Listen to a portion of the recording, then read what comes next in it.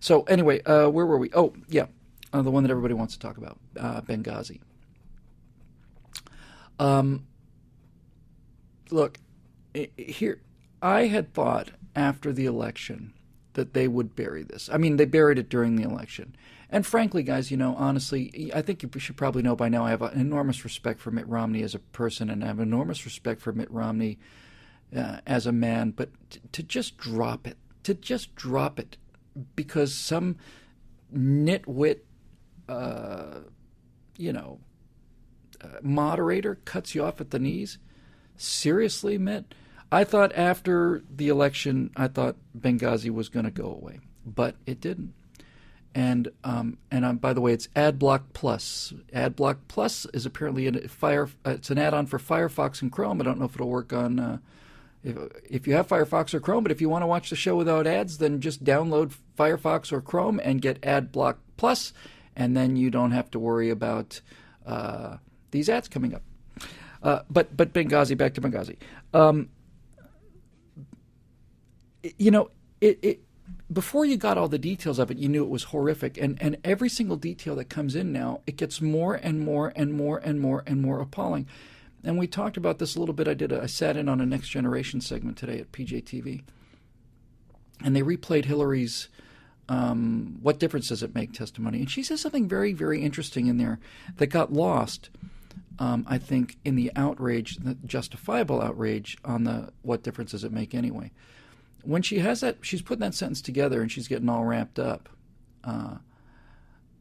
which I frankly think was phony. I don't believe she got all ramped up about that. I think she was scared out of her wits because she knew that she had turned down repeated requests to beef up security at that consulate. And I think she knew that she was in genuine, real political trouble. And I think she knew that Barack Obama was leaning on her, was ready to throw her to the wolves because he had an election coming up in a couple of weeks. But when Hillary's talking about right at that moment where she talks about what difference does it make, what she says is very interesting. She says,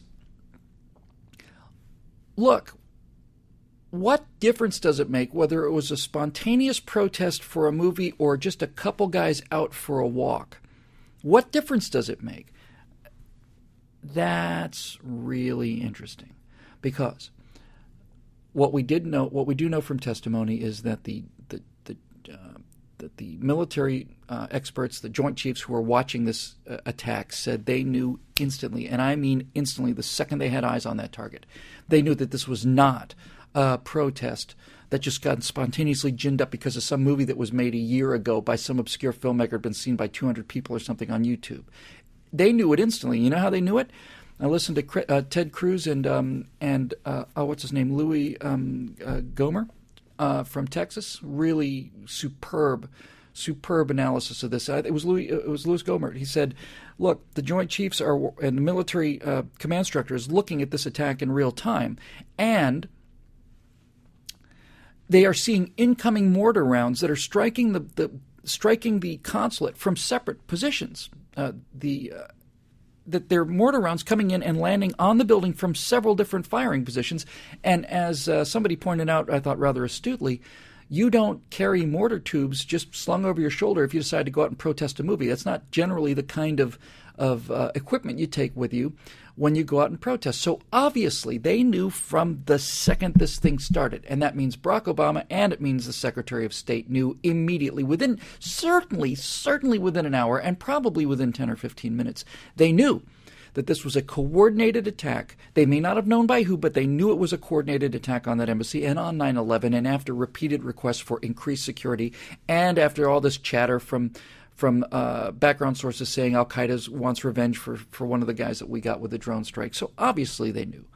So when Hillary Clinton is testifying under oath saying, well, what difference does it make if it's a ginned up, if people are upset about a movie, which she knows is false, or just people out for a walk, which she also knew is false. She just gave you a false dichotomy, a false choice. She's lying. She knows what it is. She knew who it was. And the President of the United States knew who it was. And he sent people out there for 21 days saying it was all about this movie. And by the way, let's not forget that there's a man in jail right now, still sitting in jail, who has apparently the mistaken idea that he had a First Amendment right to make a film about whatever he wanted to talk about and to say whatever he wanted to say, and he's still in jail. Yes, I know he had committed some crimes, and I know it was a parole violation, and I also know that they don't often send 24 uniformed state troopers to pick up a guy at 2 o'clock in the morning for every single minor parole violation in the country. The guy's a political prisoner. He's in jail because he made a movie that Hillary Clinton and Barack Obama found convenient for them to blame this thing on. So there you go. And it gets worse and worse and worse. The President of the United States is aware of the fact that an ambassador is at least missing, maybe dead, that a consulate is under attack by rocket-propelled grenades and machine gun fire and mortars. I believe I'll turn in for the night. Really? Yeah. I got a big fundraiser tomorrow in Vegas. I think Jay-Z and Beyonce's going to be there. I can't stay up all night worrying about the fact that there's still gunfire coming from this position. You know, and then these SEALs, the former SEALs, who not only go back to the consulate but disobey direct orders in order to go back to the consulate. And if these guys had gone back to the consulate and fought for 20 minutes and been killed, it would have been a tragedy. We should have sent the guys anyway. We have no idea to know the outcome. But when you get down to when you think about the fact that those guys were fighting for 7 hours, 7 hours. Barack Obama is in bed sleeping. The chairman of the Joint Chiefs of Staff cannot reach the president, and neither can the Secretary of State, assuming she wanted to, and I'm not convinced she wasn't sitting in a corner huddling, turning a light switch on and off. I really am beginning to think that's exactly what Hillary Clinton was doing. And when you hear all of this and realize those guys fought for 7 hours and that they were apparently had a laser target designator on the mortar position that eventually killed them, waiting for the airstrikes that never came, what do you say? And then you get into things like, and I'm hearing now that the planes that evacuated the bodies actually belonged to Al-Qaeda. There was some kind of a deal with Al-Qaeda that we made to get the bodies out. And then you hear that this U.S. consulate, now it's over. It's over. It's nothing but smoke and ruins, and it's the next day. And that apparently 21 days go by, 21 days before we think to secure the site. There's all of these documents that are blowing in the breeze that have got blood stains on them, and they're charred half to death, and this stuff is blowing in the wind, and we can't even put two and two together enough to put some Marines on the ground there, or some SEALs or some Delta guys or whatever, and get this place secured. It is just an absolute impeachable offense on every level. The president should be impeached. The Secretary of State should be thrown out of office. She's already out of office. She should never, ever, ever, ever, ever dare show her face again. And look, I thought, given the media and given the tide that we have to swim up against, that it would just go away, that they'd get away with it. I thought they'd get away with it because they controlled the media. And the media saying, oh, it's just the Republicans. They're just trying to make political hay. But there is still is one thing that they can't control, and that is at least some members of the legislature who still have a spine. And Dana Rohrabacher is one of those guys, and Louis Gohmert from Texas has a spine, and Michelle Bachmann has a spine, and Ted Cruz has a spine. And all of those people have kept this fight alive in Congress. And I am beginning to think this is going to stick. I don't think it's going to cause Barack Obama to be impeached because, frankly, I think Barack Obama could get up in front of the stage and basically put a gun to Justin Bieber's head and blow his brains out on national television, and nothing could touch this guy. He might actually be deserving of a medal if he were to do something like that. But actually, no, that was a mean and a horrible thing to say. No, but Barack Obama's unimpeachable. It's just not going to happen. It's just no way that's going to happen. But it may actually get some traction. And here's where we are now, folks. This guy got reelected. There's nothing we can do about that. Can't go back in time. So what we have to hope for, and I hate to be in this position, but look, if the guy is in the process of destroying everything that this country stands for, then we want him to fail. Russia's absolutely right. I don't know what all the outrage is about. You want the president to fail? He's a Marxist. He's a communist. He wants to socialize everything. He wants to spread the wealth around. He wants to redistribute the wealth. His economy is growing at 0.2% a year. Unemployment is at stratospheric levels. He's nationalized. Yes, of course I want him to fail. Of course I want him to fail. But I want him to fail spectacularly now. If he's going to fail, I want him to fail in flaming wreckage. I want his failure to be so magnificent, so awe-inspiring that nobody's ever going to use the word Democrat again. In fact, they won't use any words that have D in them anymore. They'll be too embarrassed. So, yes, it may stick to him. And I get the feeling, just watching Hillary Clinton on that testimony from, what difference does it make testimony after she got over her 4-week headache or whatever happened. I think she's done. I think she looked done. She looked like she was just trying to get the hell out of this, get off stage before the hook came and pulled her in. So, I hope it hurts. It deserves to hurt. It's the most disgraceful thing I've ever seen. I've never been so ashamed of my government. I've never felt such remorse for those two guys. It'd be one thing. It really honestly would have been a different thing if they had sent the rescue team and nothing else had changed. If they'd sent a rescue team and they hadn't gotten there in time, I would have been fine with it. Fine with it. Wouldn't have been fine with it. But it would have been it would have been the best that we could have done, right? We would have done our best. Or we would have done something. We didn't do anything. Left those men out there for 7 hours, and by the way, of all of this horror and nightmare and wretchedness and disgrace and dishonor and lies and deceit and perjury and false witness and all the rest of this cocktail of failure and disgrace that this whole thing is. The only thing in this whole picture that gives me some small sense of satisfaction is I have heard that when the Al Qaeda guys finally got a mortar on our two former SEALs and finally killed them,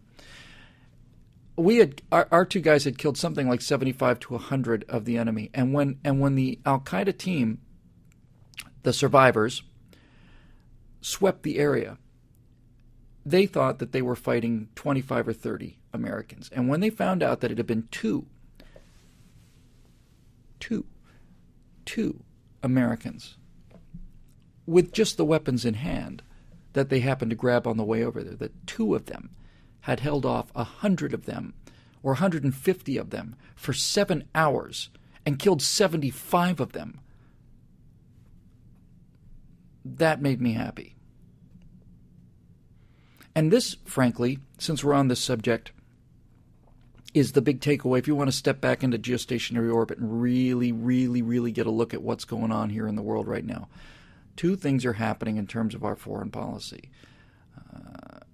On one hand, the world, when George Bush was president, they used to laugh at us behind our backs. Now that Barack Obama's president, they laugh right in our faces.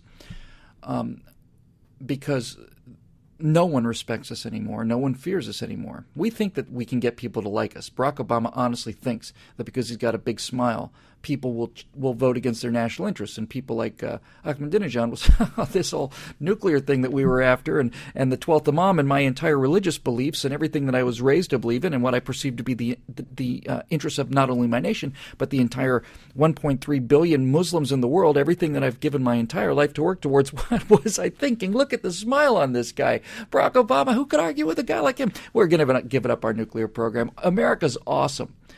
Well, I know that sounds ridiculous, folks, but that's actually what they believe.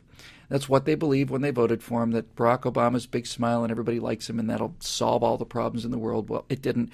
They don't like him. They don't like us. They didn't like us when George Bush was president, but they knew when George Bush was president, if they didn't like us, that's one thing, but if they mess with us, that's something else. But they don't think that anymore. They know they can mess with us all they want to. They mess with us all the time. Putin apparently kept Secretary of State Kerry waiting for hours to meet him. Hours. I saw that on Drudge. I didn't get down to the source of it. But look, let's just say it's true that he kept Kerry waiting on the tarmac or whatever for hours. You think that's accidental, really? Really? Do you really think that's accidental? And a bigger question is, if I was the virtual Secretary of State instead of the virtual president, and I am supposed to be met on the tarmac, or I'm in a waiting room or whatever, and I am a representative of the United States of America, if I am kept waiting more than 10 minutes, and I mean 10 minutes on my watch, if I'm supposed to meet somebody at 4 o'clock, they have till 4:10. And that is extraordinary grace on my part. If they're not at the door at 4:10, or if they're not meeting my car at 4:10, or Premier or whatever, or dictator or sultan or whatever has not come out of his chambers to meet the official representative of the United States of America, I give him 10 minutes on account of maybe he fell down, or he's stuck in the bathroom, or there's been a terrible accident in terms of the traffic. But if he's not there at 4:10 and I'm supposed to meet him at 4, I am turning around and I'm flying all the way home. All the way home. And he can come running after, oh, I'm so terribly sorry. No, on the contrary, no. I don't mean to disturb you. I'm very, very sorry. It was inconvenient to meet with me. Perhaps we can meet some other day. And I'm going to get back on my airplane and I'm going back home to preserve the dignity of the United States of America and my own personal self-respect. That's what I'm doing. That's what I'm doing. If John Kerry waited for 2 hours for Vladimir Putin to meet with him, or however long he waited, hours was what it said on the Drudge Report thing, then that tells me two things. First of all, it tells me that John Kerry has no respect for the United States of America. You can only imagine how surprised I am to hear that news. And it also tells me that John Kerry has no self-respect either, and I'm not too terribly shocked to hear that either. I'm representative of the United States of America. If I am here on official business to meet the representative of your country, your representative will either be on time, have a damn good reason for why he's on time, or I am going all the way home. And I don't mean back to the plane or back to the hotel. We are packing the show up. We're getting in the car. We're hopping on the jet. And we're flying back to Washington. And next time they want to meet, they can come and meet me. And if they come and meet me, I'll be on time. Doesn't seem so hard. Doesn't seem so hard. So Benghazi is just a giant cluster of disgrace. And I hope it sticks to Barack Obama, and I hope it sticks to Hillary Clinton, and I hope that the men and by the way, this last thing I'll say on Benghazi: does this guy, this president of the United States, does he actually, genuinely, honestly, seriously think that he can take 20 people, or however many they evacuated, was it 30 from the consulate, and keep them out of the public eye forever? Now, I know that all of these guys have lawyered up. All of these survivors have been sequestered, and they're all lawyered up. So if every single one of them is lawyered up, and only one of them is apparently testifying now, or one or two, you know that the legal threats that they've put on people to maintain their silence are not just like this is a non-disclosure agreement. You know they're probably dangling treason charges in front of them. So if this Barack Obama and Hillary Clinton and Eric Holder actually genuinely think that they can silence 20 or 30 free people, then you got another thing coming. You got another thing coming. So I think it's going to blow up in their face. Okay, let's see.